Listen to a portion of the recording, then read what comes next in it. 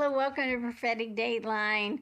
Oh, wow, we have a relevant subject today and a good friend. I always like relevant subjects. I mean, it almost has the hint of being profound. It's prophetic. It's prophetic. That's a good word to use, prophetic. We have on the show with us today Erica Hazlitt, Hazlitt, and she is a heroine. She has been rescuing uh, people from human trafficking, exploited children, women. And I tell you, I have heard some incredible stories from her real time while they were happening in some foreign country as she is on the way to rescue a child. Yeah.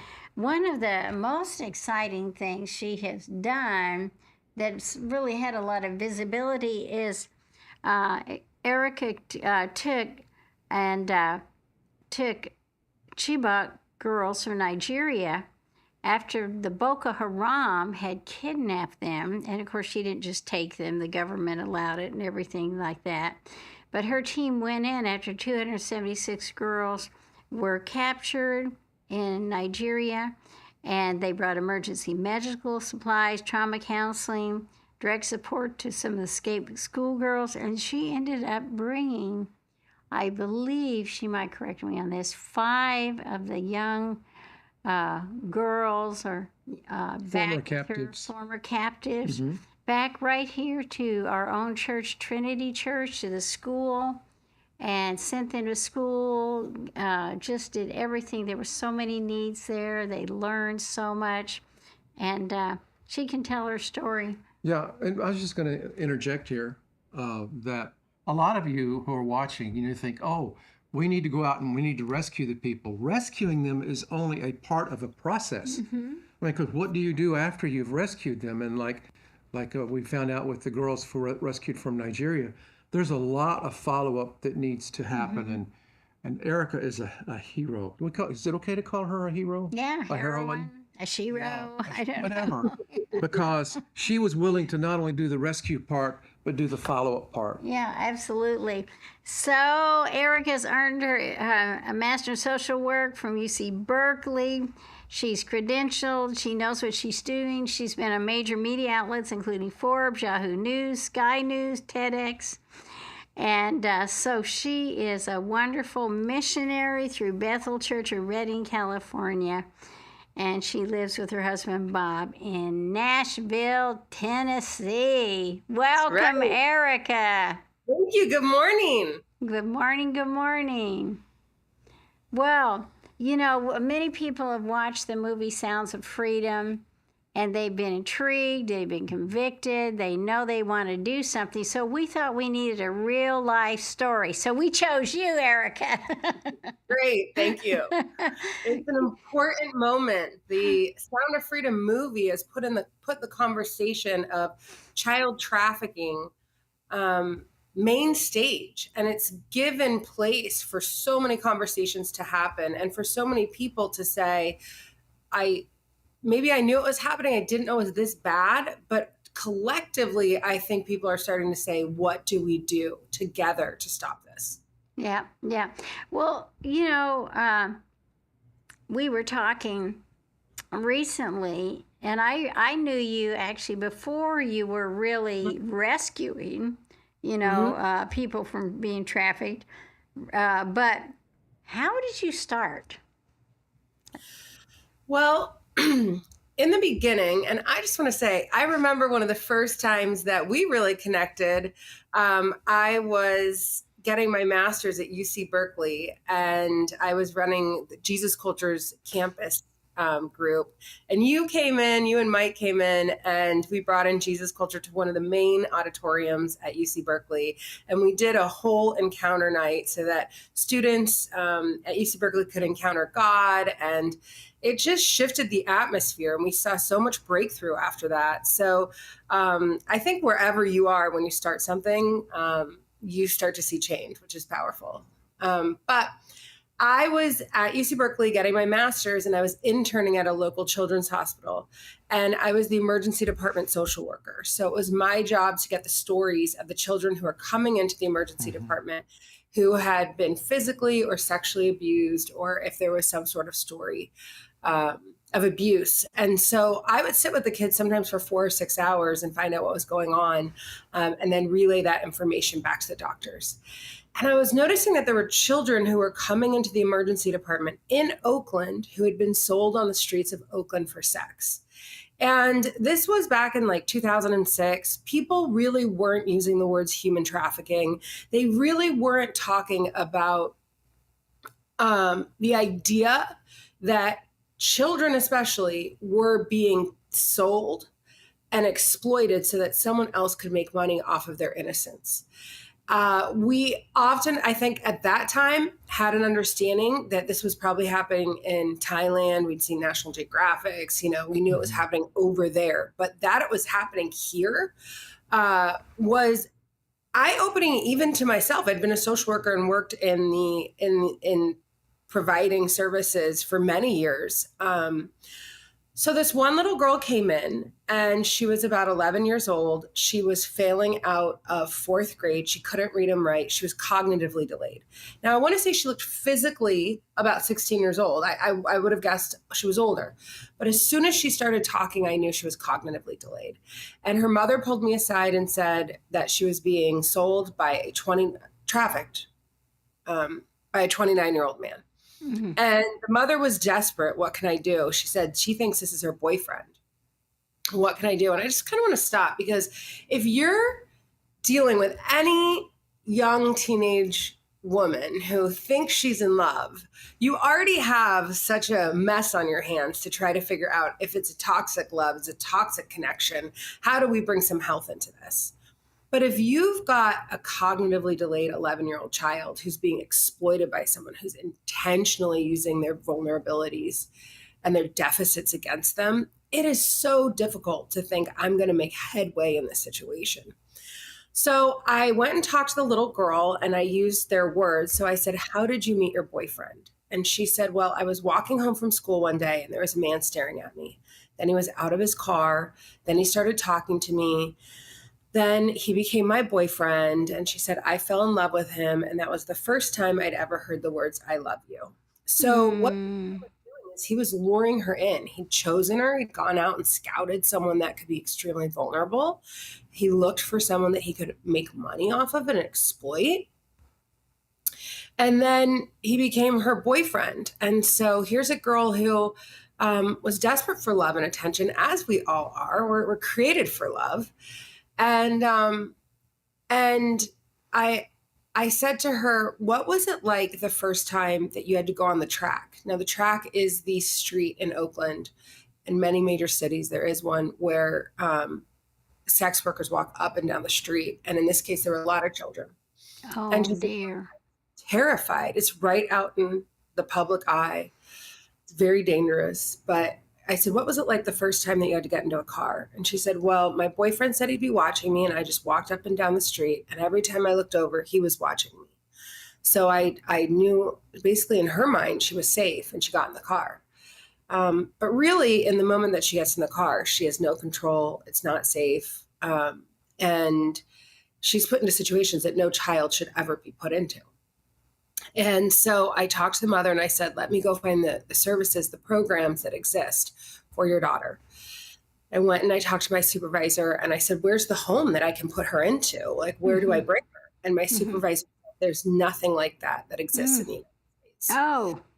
So she said, "You have 2 choices." And she put it back on me. And I think this is really important, because if someone else tells you what to do, you can just say, "Well, it wasn't my choice. This is what my supervisor said." But my supervisor said, "Erica, you have 2 choices. You can go and say, 'There's nothing I can do,' and let her go tonight." Or you can say, you can call the police and have her charged with prostitution. She'll have that on her record for the rest of her life. And her pimp will probably show up the next day to juvenile hall and say he's her uncle, and she'll get out anyway. Oh, my. So I felt like the only thing I could do was let her go. And I just can't explain it, except I felt deeply troubled. I felt deeply troubled. I I didn't think I'd start an organization that would have anything to do with it. I didn't think I'd end up spending years of my life, the majority of my adulthood, helping children that had been trafficked. But I just felt so troubled. And so that's really where it started. Yeah, what is it our good friend Lance Wallnau says? God is Jehovah sneaky, like yes, you did this one thing, and then the one thing is another thing, and then oh yeah, but we need to do this. Oh, but look at this problem, and then all of a sudden it mushrooms, and you're like, how did I become a full-time worker fighting, human trafficking? Yeah. Let me ask you this, Erica. Did your supervisor or was your supervisor aware that this kind of thing was happening to the degree it was there in Oakland? Oh, very much so. And if anything, her response was a little bit like, "Oh, you're an intern. You don't know how. You don't really understand the real world." And I think that's an important response. She's a wonderful woman and very intelligent, but I think it's an important response because I think when we encounter groups of people, numbers of people every single day, that we can grow callous, we can become callous to them and to their situation. So here's an example. I was in Ethiopia doing anti-trafficking work. We landed at about 9 in the morning on a Tuesday. And we were driving through the streets and all the kids should have been in school. It was 9, 10 a.m. in the morning. And there were just children in begging rings. Many had been maimed, coming up to the car, beating on the car windows, asking for money. And what I realized in that moment, there was a convoy, a government convoy that came down. So the government convoy had stopped all the traffic and, all the lights. And it was, this main road was very near like some of the main government centers. And what I realized is even the government officials, like just like we do in the United States, people become so desensitized when there's throngs of people just in your face and you just think, how can I help? But I had this idea and I thought, what if we put t-shirts on these kids that say, I should be in school. I want to be a pilot. I am destined for greatness. Like, what if we just put t-shirts on them to start to take them out of just being a number and make them a human? And I think that whenever you humanize someone, when you can tell a story of who they really are and what they could do and who they could be, then there's something inside of us that say, okay, you're not just a number anymore. You're not just someone out there. Now you're someone that I can see destiny and potential. And so therefore, I have a need to be responsible for you. I have to be responsible. And I think that's where we go out of it's this huge number. So I don't fault her, even though I think we could all be doing more when we're faced with an injustice. One of the things that I think of often is that there's never a convenient time for justice. There's just never a convenient moment where your whole schedule clears and all of a sudden it's going to become so easy for you to help someone where you get nothing in return, because that's true justice. So you have to make the time. But I also understand that until an idea or something is humanized to you, it can be very difficult to respond.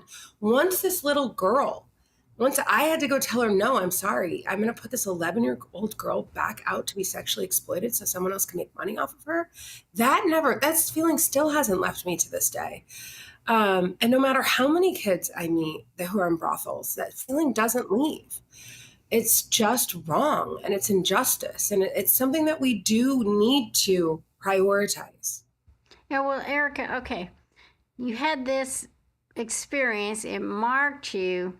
Okay, how did you jump from there to suddenly you're in Nigeria working, to rescue girls who've been brutalized by this horrible terrorist organization, Boko Haram? Well, let's see. After meeting that little girl in the children's hospital, I started to feel like almost like I couldn't get rid of that trouble feeling. I couldn't get rid of that feeling that there's children who have no protections, whose no one is going to help, who are not able to rescue themselves. Children are not able to get themselves out of situations like this. Right. And it just didn't leave me. And so I felt like God started asking me a question. Will you create homes for children who were trafficked so that they can be rehabilitated? Will you, do whatever you can to do that? And I like to kind of take this picture. So I was having this encounter with God. God was tugging at my heart. I'm having this conversation with him. And first of all, he didn't say, Erica, you have to do this. I'm telling you to do this. It was a, will you do this? Will you say yes? It was an invitation to greater relationship with him. And I think that's important because when you're going to sign on to do something with the rest of your adult life, it was an invitation. It wasn't a punishing father saying you must do this. Mm-hmm. And then what I did is I had to do something in the natural. Like I had to bring in my loaves and my fish. Mm-hmm. I knew that getting children out of brothels was going to be supernatural. I knew that seeing kids restored from hundreds, if not thousands of unwanted sexual experiences was going to be supernatural. But I knew I had to do something. So I did everything I could. I got a 501c3. I got a bank account. I got business cards. I did all those things that I could do. I got a website made. Those are the things I could do with my 2 hands and 2 feet and a lot of volunteer support. And I laugh because I'm not techie at all. So anyone that would see a website I would have created would know that there had been help, which is good. We all need help. But I took those things before leaders and I sent them out, opened the computer to the website and had everything in this like pile in the middle of the room. And some of my closest leaders in Redding, California at Bethel Church, they all came in and we all prayed. And I said, God, this is what I can do with my hands, my 10 fingers and my 10 toes. Everything else after this point has to be you. And that was in August of 2011. And within a few short weeks, I found myself in the Philippines in a war zone, helping to get 10 girls out of brothels. We got 10 girls out of brothels on 11/11/11, and that was a Saturday morning. And by Sunday night, girls were showing up at our first home saying, we heard there's somewhere for us to go. Can we? And that's where it started. And after that, it grew. And through my work, I spent a lot of time bringing children who had been trafficked into what I would call the crisis and stabilization stage. So getting them out of that initial shock of the terrible, dark circumstances where they were and into someplace that was safe. That actually takes a lot of work. And so that was kind of my area of expertise. And I happened to be in London with an attorney who works worldwide on human rights. And we got the call from Nigeria. I'd known it had been about the kidnapping had taken place about 2 weeks earlier. I'd heard that 276 girls had been kidnapped in Chibok, Nigeria in April 2014. I had no idea that I'd be involved in it. And that attorney started talking to a leader in Nigeria, and they said, will you get a team together to give emergency medical services and stabilization to many of the mothers waiting to see the return of their daughters and the children who have escaped. And we ended up working with who became the vice president of Nigeria, his wife, a lot of top government officials, congressmen from the United States flew in, and we all worked together to do everything that we could to see the rest of the 276 girls returned. Well then, all right. So you went from there. Of course, you are degreed. You have graduate degree. Just a skill set. Yeah, a skill set. In social work and social welfare, but basically, you took. Was it 5 of the Chibok girls back to the U.S. with you? Yes. So while we were there, major media outlets started taking photos of the girls, and it became very dangerous of the escaped girls. 276 girls had disappeared, but 5 ended up really being the face of it in Nigeria. They became overnight basically famous. Everywhere they went, people were taking photos and screaming, Chibok girls, Chibok girls. And their clothes were so different and so vibrant that it was clear they were from the north where the kidnapping had happened. So they were hard to hide. And it became so dangerous for those girls that their fathers flew to Lagos, and I flew back on a second trip to Nigeria, and they gave me custody of the girls. Now, I thought that it would take about 6 weeks because this is the highest profile human trafficking case to date. These were the most famous victims at that time in all of Africa. I thought going to the United States government would, we'd get asylum within, clearance to travel within like 6 weeks. It ended up taking me about 6 months. I had to move to DC, lobby Congress almost every single day. We worked nonstop to get the girls here. A lot of different Congress men and women. I had to meet with USCIS, State Department. These were major organizations that we had to work with to get them here. And while that was happening, their security situation in Nigeria, because I had to leave them there until I could get travel clearance, deteriorated. So we would have to move them sometimes every 24, 72 hours. They were going from place to place. They were just so fearful. They were being terrorized. And finally, I got approval on, it's like my Christmas miracle, December 24th.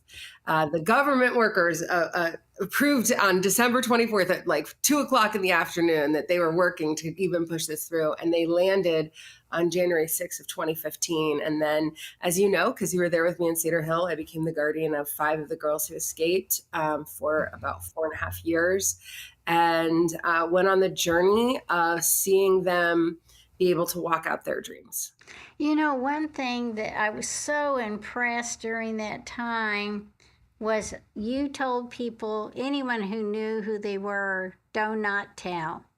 Don't tell who these girls are. You wanted them to live their life. Yeah. You wanted them to develop an identity. You didn't even know who might come after them. And so you gave up your life, literally, who you are as an individual, just to help them and work with them and love them. And I've always admired that about you, Erica, because I know, I was there when you were taken to the dentist, you were helping them get medical checkups, they were having to learn how to do a keyboard, to work a computer. Learn English. They had everything. Learn everything. But yet, you refuse to exploit them. And I just want to say kudos to you. I'm very impressed with you. In fact, this is the first time I have ever publicly talked to you about what you went through with the Chibok girls, So looking back, what did that do for you as a person, doing all of this? This was an extremely complicated situation. And honestly, we were all afraid of our own shadows. For the first 1.5 years, we had to live with armed security. And because they were so well known, the case was so well known. And at the time, right after it happened, people were so interested. We had to make sure that we were as hidden as possible, which is we were kind of a hard crew to hide. Because we had to make sure their papers were safe and that they were able to stay in the United States long term, that they weren't exploited. There was an election going on in Nigeria that there were a lot of people that wanted to exploit their stories for that. For me as a person, it really helped me to understand that regardless of where a child has come from, if they're given equal access to an opportunity to become educated, that they can have limitless possibilities in their life. Here are these girls. They were from Chibok, Nigeria, small war zone village in northern Nigeria, really had not been exposed to education. Really had not, they hadn't seen many of the luxuries that we have here: escalators, elevators, vacuums, washing machines, all of those things we learned. And so did English and reading and writing and math. And we put such an emphasis on education because we knew that the reality is anyone can have a story. You can have been through the hardest, most difficult things. But when you learn how to take your story and use your story to shift the hearts of men, that you now have a message. And we wanted to help bring these girls, if they wanted to share their stories, into a place where they would have a message, where they would know what they wanted to be doing and where they wanted to be going with their lives. And that was really our greatest goal. So now 3 of them are either graduated or about to graduate 4-year universities, top universities with 4.0s, and they're just flying through life. And seeing that firsthand has given me a faith that all children can be brought into incredible futures if we gather around them and support them in the way that they need to be supported. And so I guess what it did for me personally in a few words is it means I'm never going to stop helping children. I'm never going to stop getting children out of human trafficking. I'm never going to stop making sure that any child can have freedom and education. And, you know, if it's only 1 more, if it's only 100 more, if it's only 1,000 more, it's been worth it. Well, you know, you are a true heroine, for sure. You know, Erica, Americans probably might tend to evaluate this whole situation as, well, yeah, we know there's human trafficking. It's a really horrible thing, but that's like Mexico or Thailand or Nigeria or something like that. But, you know personally firsthand that this is not uncommon in the United States of America. And I would suppose that you also may have a bit of frustration that you see that there are things that could be done about that in the United States that still are not being done, because there's always this old mindset that prostitution is benign. You know, it's not a problem. And now they would go, oh, well, but there's kids involved. They might be a little bit upset about that. But what are the things that we're up against in the United States, even in the United States, to address what is becoming a growing problem of children being exploited? Well, you're correct, Mike. Some of the things that we're facing that are making it very difficult to make progress in the area of child trafficking is language. And I feel like when you're talking about a social justice issue of any kind, the language you're using is extremely important.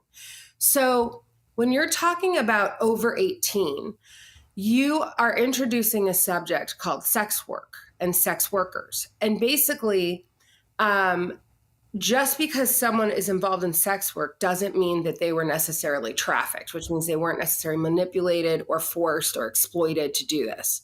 Now, unfortunately, and this is very sad, the sex workers movement is so well funded because there's so much money on their side, because they're making money off things like internet, like porn. They're able to make so much money that they're able to lobby and they're able to get laws passed in their favor.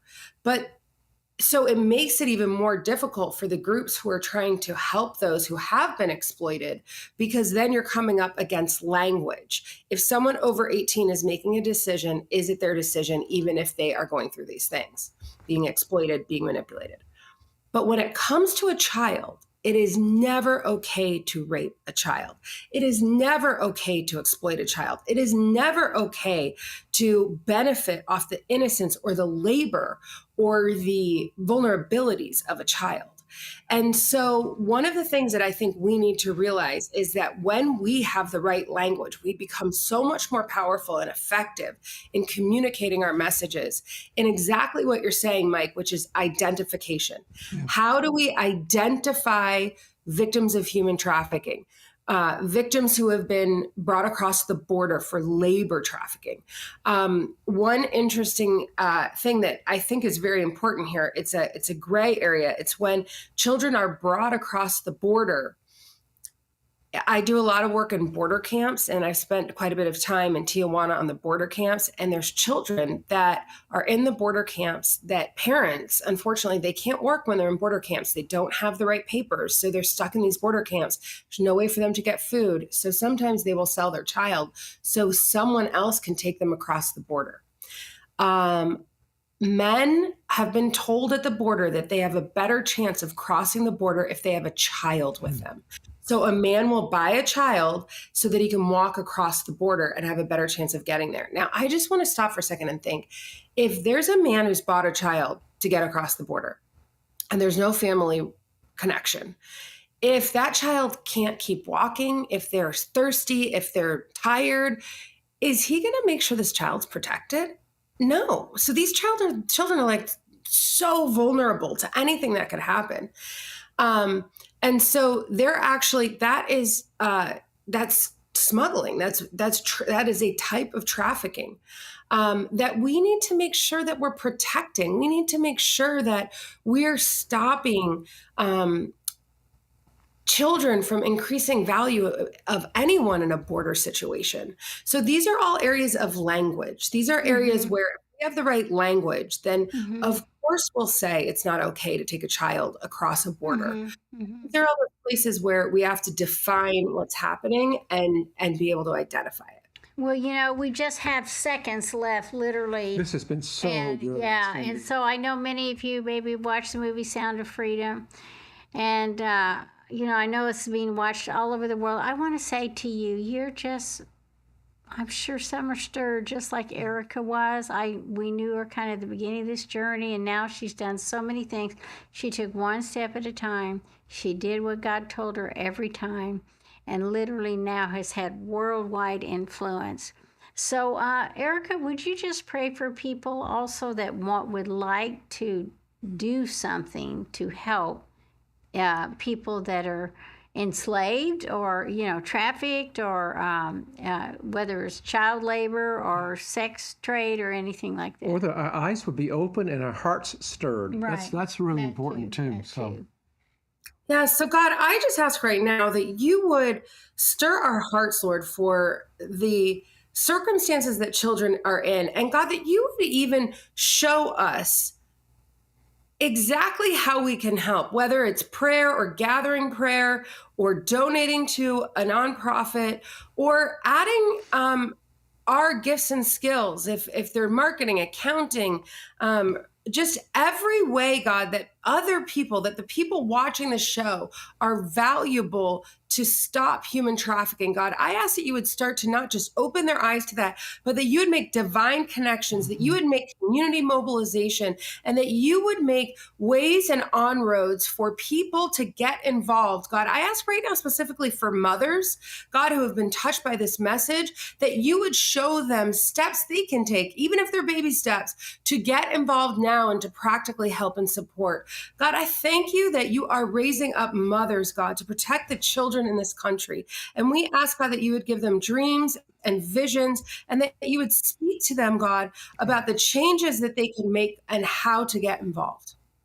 Amen. And Cindy, as we close, I think this would be a good time to mention that women really are a major force in the solution for these things, because at the Deborahs, you keep talking about it's time for the mama bears to arise. A mother bear cares for its cubs. So maybe that's part of the solution, that the women be stirred for Mama this. Bears rising. Well, how could people get a hold of you, could contact you, Erica? The best way would be, I think, just emailing in. I'm on the Bethel Missions website as one of their missionaries. And if anyone wants to give, I know that Cindy and Mike, you do so much for missions. If they want to give to generals and Margaret for missions or social justice, however you guys do that, I know that you're so generous to work to stop human trafficking and many other missions. Yeah, and we'd like it really to go directly to her. Cut out the middle person, just get it to her. Yeah. Well, that's okay. Well, we'll go ahead and work that out, and we'll let you know as this show airs, what can be done for that. Well, thank you for joining us, and we really appreciate it. We love you so much, and God bless you all. Listen, how exciting in our generation that we can marry righteousness and justice. That we can really, really make a change. Not just talk about it, not just get upset about it, but we can be literally the hands and feet of Jesus. So thanks for joining us, and it went so fast. Viewers, I wanted talk about a million other things, but thank you, Ever, for joining us on Prophetic. I love you guys Dateline. so much. Thank you. Bye-bye. I love you too. Bye.